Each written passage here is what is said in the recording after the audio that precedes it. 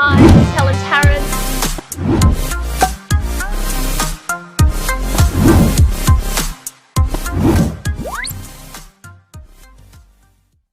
So how finance work is that it is different to residential because commercial finance is based on the deal. It's always about the property. The stronger the property, the less emphasis on you. So if you have a serviceability problem or you can't, you're looking at growing but you're sort of choked with your finances, one thing is get a really strong property. The stronger the property, the less attention's on you. So I'll give you a couple of examples. Now, one of my students, she's young, she's in her early 30s.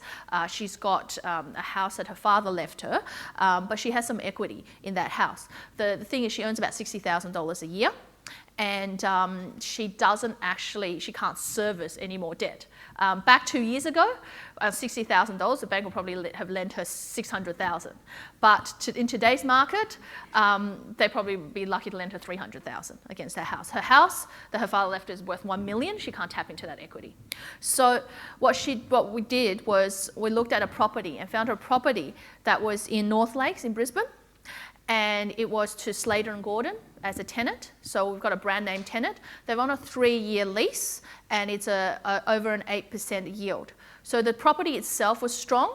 The bank took the property and gave her a lease-only loan. So a lease-only loan means they gave her 65% against the property. They didn't look at her serviceability. They didn't look at her situation. She was able to use the equity from her property for the 35%. And they gave her a 65% loan on 4.65% because of the strength of this property. She didn't matter. I had a student that was in his 40s but earning minimal wage, living with his mother earning minimal wage, and he wanted, and they wouldn't lend him for residential. He had a deposit, he had about $100,000 in deposit, he saved up, but he's like, they wouldn't lend him because there's no way he services even the basic loans in this market. So we got him a commercial office space in Sydney, Metro Sydney, for 7%.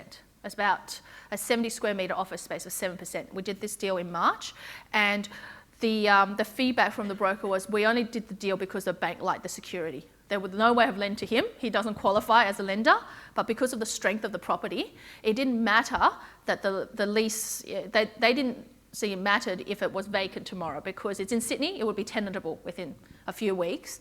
The location of it is Metro Sydney, so, and that the property was strong enough to be able to take the focus off him. So, it goes the other way. If you want to buy a vacant property or a property that is run down, which is one of the reasons why the partial and vacant property along this journey is the third place in the journey. If you want to be buying a partial or a vacant property, you have to be a really strong borrower because the focus is all on you or your portfolio. So if you go out right now and you say, I want to buy a vacant property, they're going to go, okay, show me all your financials, show me how you're going to service this property, and show me what are you going to do to this property to get a tenant. So everything is on you. So because what the bank will see is it's a matter of risk. If they look at property that's got cash flow already, for them the risk is very low. A property that's got growth, they know that it's in a metro area, it can be tenantable. So again, risk is very low. When it gets to your partials, the risk starts to rise.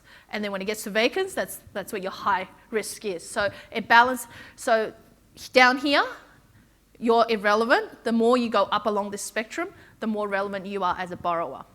So that's why when it comes to commercial loans, you need a broker to be able to package the loan and package the deal and actually pitch it to the bank because their conversation is not a cookie cutter conversation that says, I've got something at 4% for you that's going to be a 25-year loan. What their typical conversation to the bank is, I've got a security like this, and they'll describe the security, and my borrower outline is this. Will you be interested in taking this loan? And they might have this same conversation with 10 or 15 different business development managers inside the bank to be able to have 1 or 2 or 3 put their hand up and goes, yes, we want to find out more, send us the details. We'll have a look at the lease, we'll have a look at the information memorandum, and we'll run our numbers. So the banks will firstly want to see the lease, the information memorandum, so they can run their numbers before they see who the purchaser is. So when you do your calculations, so for you to know how much positive cash flow you're going to get out of this, I do a rough estimation, 5% or 5.5% right now. Because the commercial rates right now in this moment is somewhere between 4.5% to 5.5%. So it depends on how much of a buffer you want to leave yourself, because your deposit are always going to come in cheaper. So if you're drawing down on equity, it might be 4%. If you've got cash in the bank, it's 2%. So it's going to be cheaper compared to a commercial loan at the moment. So for example, if the net rent is $47,000 and the purchase price, say, is $500,000 for round figures sake. Now you get an average of 5% across the board of the purchase price. Because for me, it's really important that the property actually supports all the money you put into it and give you positive cash flow. Or an average of 5.5% if you want to create a buffer.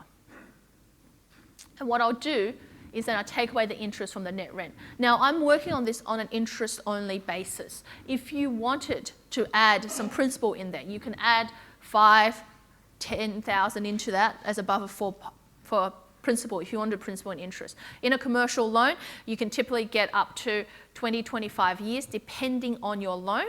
And then, great, thanks, on your loan, and you can get up to 5 years interest only.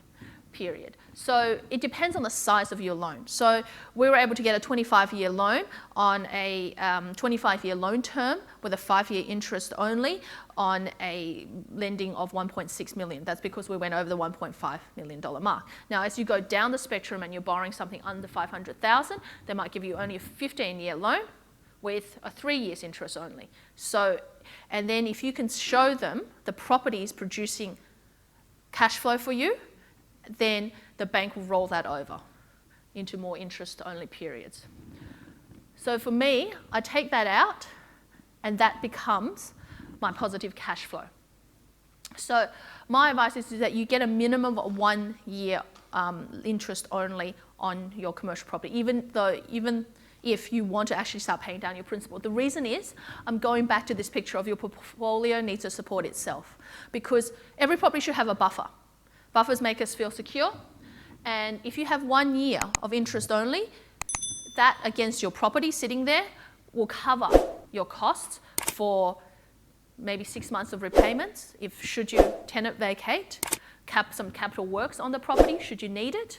So all of those things, let the property create the buffer for you so that you know you've got that security moving forward.